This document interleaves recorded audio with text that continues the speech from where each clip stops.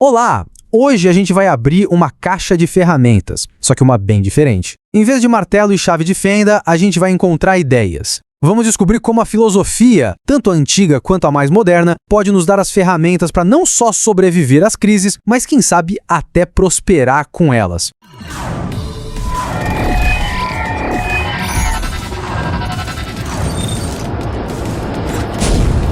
E vamos começar com uma pergunta que meio que desafia a lógica, né? A gente costuma pensar no caos, na desordem, como uma coisa para se evitar a qualquer custo. Mas e se a crise, o estresse, o inesperado fossem, na verdade, ingredientes essenciais para o nosso crescimento? E se desse para sair do outro lado não apenas inteiro, mas melhor? É exatamente essa a proposta. Nos próximos minutos a gente vai montar essa caixa de ferramentas mental. Cada ferramenta é um conceito filosófico, uma estratégia prática para a gente transformar a adversidade em oportunidade. E para isso, vamos usar a sabedoria dos estoicos e a visão provocadora de Friedrich Nietzsche. A primeira ferramenta é o alicerce de tudo. Sabe, antes de encarar o caos lá fora, a gente precisa organizar a casa aqui dentro. E isso começa com uma distinção fundamental. Entender onde vale a pena gastar nossa energia mental. E essa aqui é a joia da coroa da filosofia estoica, a famosa dicotomia do controle. Os estoicos, como Sêneca, Epicteto, Marco Aurélio, eles nos ensinam a dividir o mundo em duas colunas, aquilo que está no nosso controle e aquilo que não está. O grande segredo da tranquilidade, que eles chamavam de ataraxia, é focar toda a nossa energia na primeira coluna e simplesmente aceitar a segunda. Simples, mas revolucionário. Essa é a pergunta de $1 milhão, né?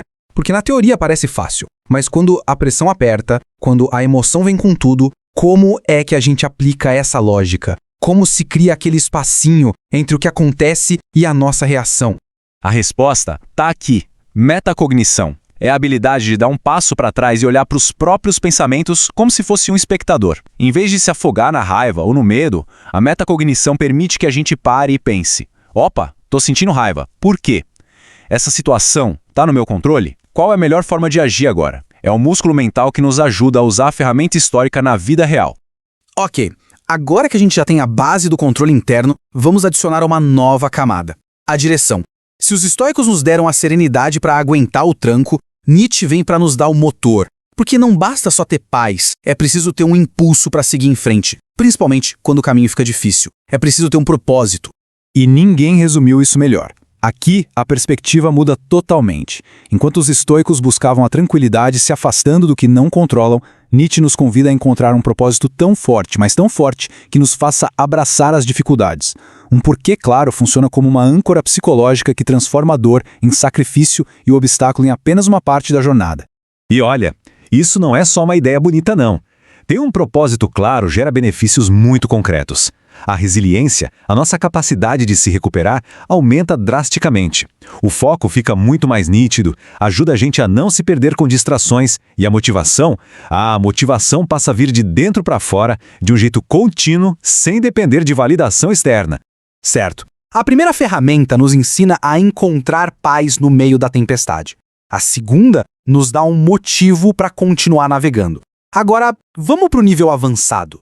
E se em vez de só suportar o caos, a gente pudesse usar o caos para ficar mais forte? E se a gente pudesse, de fato, se beneficiar dele? Para entender isso, a gente pega emprestado o conceito de antifrágil. O Nassim Taleb diz que o oposto de frágil não é o robusto, que aguenta a pancada e fica igual. O verdadeiro oposto é aquilo que fica melhor com a pancada. Pensa num músculo. Ele não fica mais forte sendo poupado. Ele precisa do estresse do exercício para crescer. Isso é ser antifrágil. E a gente vê isso em tudo quanto é lugar. A aviação é um sistema antifrágil. Cada acidente, por mais trágico que seja, gera aprendizados que tornam todo o sistema mais seguro. A natureza funciona assim. E o mesmo vale pra gente. O tal do crescimento pós-traumático mostra como pessoas que enfrentam adversidades gigantescas podem sair do outro lado mais fortes com um senso de propósito renovado. E essa ideia moderna de antifragilidade nos ajuda a entender um conceito bem profundo de Nietzsche, o amor fati, o amor ao destino.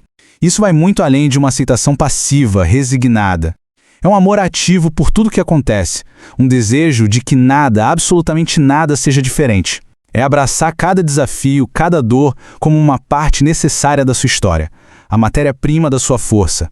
Então, o ponto central é este. Quando a gente combina a mentalidade antifrágil com o amor fati, a crise muda de figura. Ela deixa de ser algo que acontece com a gente e se torna um combustível para a vontade de potência, aquele impulso interno de crescer e superar.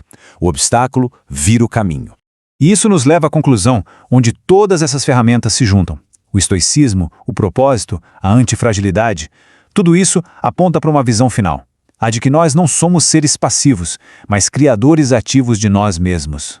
Nietzsche via o ser humano não como um produto final, mas como uma transição, uma ponte entre o que a gente é e o que a gente pode se tornar, o além do homem. O objetivo da vida não seria chegar a um destino de felicidade, mas estar sempre nesse processo contínuo de se superar. É um processo e não um estado final. Essa metáfora de Nietzsche, lá no livro Assim Falou Zaratustra, é de uma força incrível. Nós somos a pedra bruta. As crises, os desafios, as dificuldades da vida são o martelo. A dor do impacto é real, claro que é, mas é através dela que a estátua, a imagem do nosso maior potencial, é libertada da sua prisão de pedra. Então, qual é a grande lição desta análise? Que a verdadeira resiliência não é algo que a gente simplesmente tem ou não tem. É um ato deliberado, é uma prática constante, é uma criação, é usar as ferramentas do controle, do propósito e do amor ao destino para ativamente esculpir a si mesmo.